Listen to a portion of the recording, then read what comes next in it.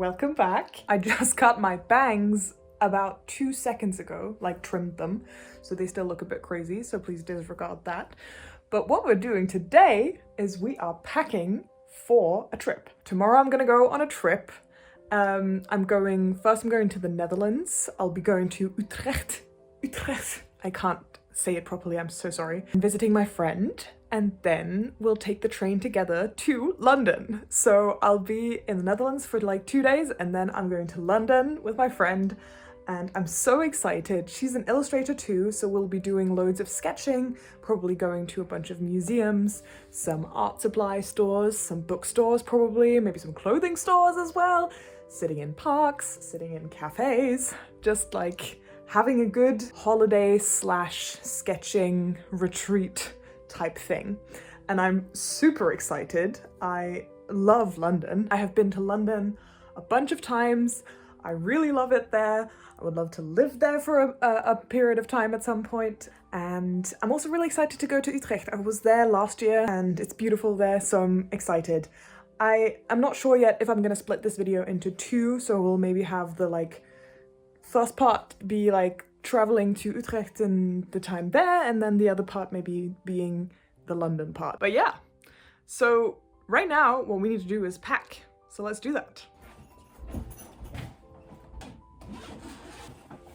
Still some summer clothes in here that I need to put away. Apparently it's gonna be like 20+ degrees, which is very exciting because right now here in Copenhagen, the weather has been okay, but still pretty cold. So I'm very excited because that means I can bring some like skirts and maybe some summer dresses and, you know, bust out the summer wardrobe. So normally I pretty much always just travel with a carry-on suitcase, but this time I'm bringing a bunch of art supplies, and I'm also wanting to buy some art supplies and books and stuff. So I thought I'm gonna go all out this time and bring like an actual checked in suitcase for the plane. I'm starting to realize that like as I get a bit older, I am just not willing to compromise on my discomfort as much anymore. I just have traveled so much with like, you know, just a tiny bag, and then I end up buying some more stuff, or somehow stuff ends up taking up more space, and then I need to not just have only my small bag, but also a tote bag and also another plastic bag. And I am just done with carrying a bunch of little things, you know, all over the place. So we're just gonna bring something that's big enough to house the things. I'll be gone for about a week, so I do need some clothes. And also, you know, it's London. I do like clothes and cool outfits. So, you know, I want to have space to do that.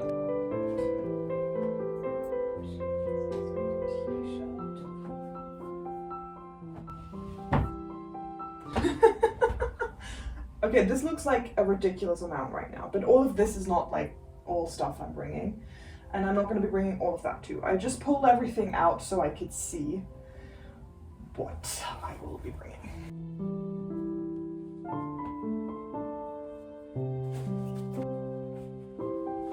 Okay, so I've packed what I can so far in terms of clothing and that kind of thing. So this is the situation so far. I have my packing cubes here that I've had since I was about 15 probably, but they still work great. I have 2 like plug adapters for the UK. And as you can see, most of this is still empty because I'm planning to buy a couple of things, and it's not that I have to fill this all up, right? That would be excessive and expensive, but it's nice to have the option, and I can always spread this out a bit more. These are some of the art supplies I'm bringing so far. So here are some of these like Japanese watercolors. I don't remember the exact gansai, I think maybe is what they're called. This kind of thing. This is great for sketching on the go because it's such a small palette, and it's actually from a shop in London, which is called Choosing Keeping. So I'm definitely bringing that. Then I'm bringing my Caran d'Ache. What are they called? These crayons, you know? Like they're water-soluble pastels. And then I'm bringing this little sketchbook. I'm bringing this little sketchbook in my hand luggage. And you might be wondering, why am I bringing 2 of these? Well, this one has thicker paper. It's more like watercolor type of paper. It's also slightly bigger. And this one is really handy just for like on-the-go quick sketches. So we're bringing that. I also have a bigger sketchbook here. And now I'm gonna pick out more of the specific art supplies. What I like to do before I go travel is I don't bring like my whole box of colored pencils in all colors. It's quite nice to have some kind of restriction anyway. So I'm gonna go and pick out some nice palettes of a few pencils and markers, and then I have those pastels as well. I think that will give me a bunch of good options. I'll show you in a second. Okay, so this may sound a bit silly, but I genuinely do this before every time I travel, which is laying out all of the art supplies that I might want to bring and that I often use, and these smaller pencil cases, and then kind of rearranging everything. So these are my Faber-Castell, the water-soluble ones. Albrecht Dürer, I think, right? Yes, these ones. Then I have the polychromos, which are non-water soluble, which I've had for much longer, and I still like them. I do like these slightly better in general because I feel like the colors just come out a bit more opaque and bright, but it's nice to have an option that's not water soluble, and I have a bunch of more colors in these. And sometimes it's also just nice to have like kind of less coverage, I guess. It gets a bit softer in a way when you draw with these. Then I have a bunch of random markers. I use this brand sometimes because it's non-alcoholic, I think. It's like water-based. These are alcoholics. These are alcoholics. These are alcohol-based. I don't use markers that much, but when I'm on the go, it can be quite nice because it can give you kind of a quicker way to like fill out a bunch of empty space. What I think I will do either before I leave or once I'm there, but just, you know, at the Airbnb, is basically to prepare some sketchbook spreads with like paint already, so that there's already some kind of ground color, because it can be a bit annoying when all of your sketches have like this stark white background. But that's what I like markers for as well. I don't think I will be bringing all three of these, but I will probably be bringing these two, because it's nice to have one bigger one that has a bunch of colors and then a small one that I can just throw in my like little purse if we're sort of just going out, you know, somewhere quick, or like I'll put this in my bag that I'm bringing like on the plane as a carry-on, because then I can still sketch on the plane or in the airport or something, but then I don't need all of my colors. So yeah, what I will do now is literally empty these and then kind of make some color palettes based off of these 4 different things, and also a bunch of like black markers and that kind of stuff that I have in here. So yeah.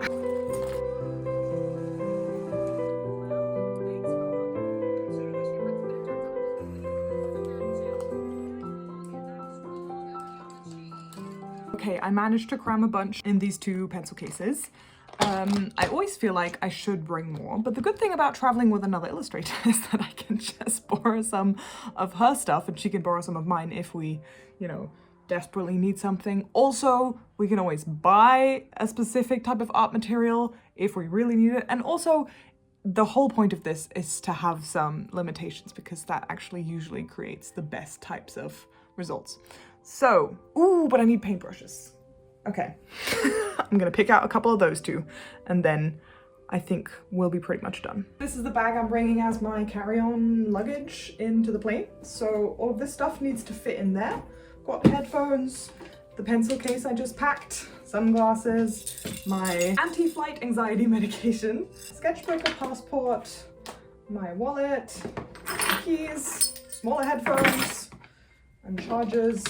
I'm charging a power bank currently. I'm bringing a water bottle, but it's gonna be empty, and then I'm gonna fill it up once I'm through security. And then I'm bringing 2 Oyster cards that I have from another time I was in London. I think that should be good. I also bought this thing, which is like a phone cord. To attach that to your phone, I think you like stick it on there and then you can pull this cord through, because I have heard that phone stealing is like a real problem in London. So I'm gonna be seeing if this does anything. I mean, my phone is quite small and old anyway. It's not like a brand new iPhone or anything, but just in case, it would be shitty to get the phone stolen. So I'm gonna put this on the phone as well. And then I think we're pretty much done, ready for tomorrow. So that's very exciting.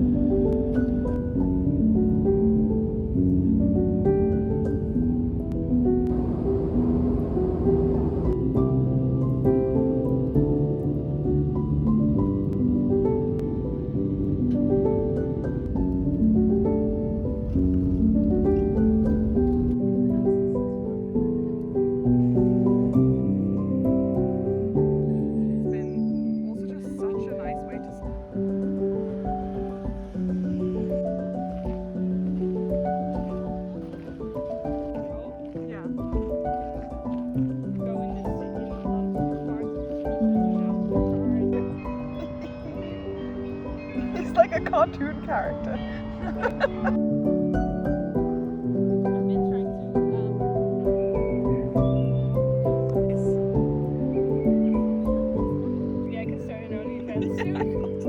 Hello.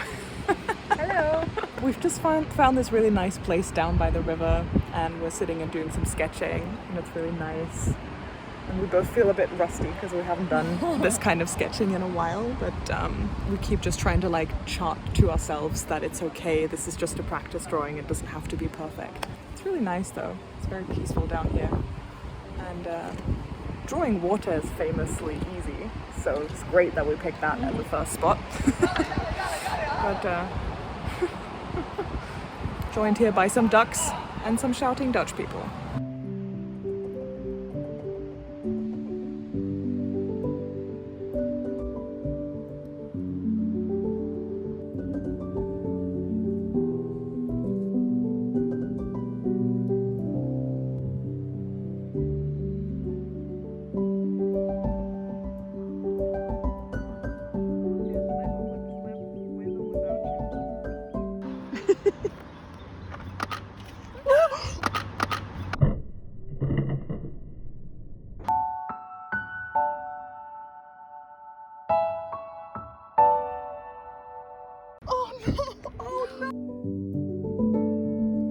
So after that disastrous incident, we consoled ourselves with some ice cream and then found another spot to do some more drawing. For me, location drawing like this is something that I really enjoy, but it does come in periods. Sometimes I'll fill like 10 pages in a week or two, and other times I won't do any for months on end. And it really just shows me how much drawing is a muscle that you have to maintain, because I definitely felt a bit rusty here. And obviously I do draw quite a lot for my job, but drawing like this, where you really have to see a place and pick up on how to turn that into a good sketch, is something very different from making a finished illustration from home. But I can absolutely tell that it does affect my work positively when I'm in a period where I do a lot more observational drawing, because you really just learn so much, and especially when you do it together like we did. I really feel like we learn from each other as well. And then you think you've learned something, and then you make the same mistake again, which really frustrates me sometimes. But that's why it's good to just make a bunch of things and then move on, so you don't have time to really overthink them. And I think that's one of my favorite things about location drawing like this.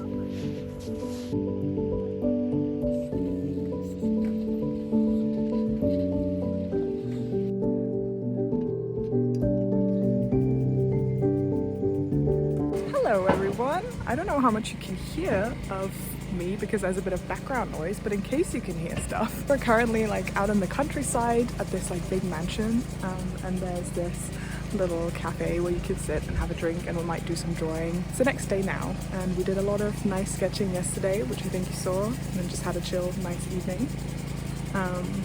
But yeah, I think we're gonna go into the city centre today, and then we will do some more sketching, maybe do a little bit of shopping, and just look around Utrecht, which is such a nice city. It's really beautiful. Yeah. Where they talk about Jack the Ripper, and it's good. Looks really nice with the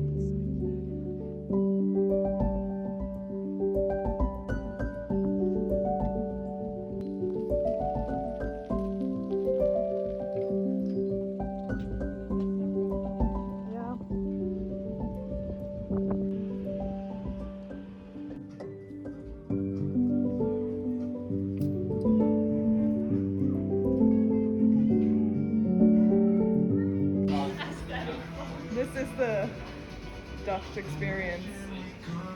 What'd you say it was called? Kaasvlees. Kaasvlees? Kaasvlees. That's what I said. Go for it.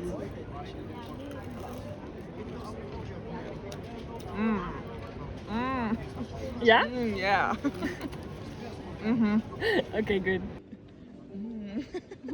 So I realized that I never really filmed an outro to this video, but we basically just spent the rest of the day walking around the city, having some dinner, and then we had a pretty early night because we had to get up basically in the middle of the night in order to catch the Eurostar from Amsterdam to go to London, which will be next week's video. So thank you so much for watching, and I hope you'll come back next week and watch us do more sketches around London. Bye! live with or without you.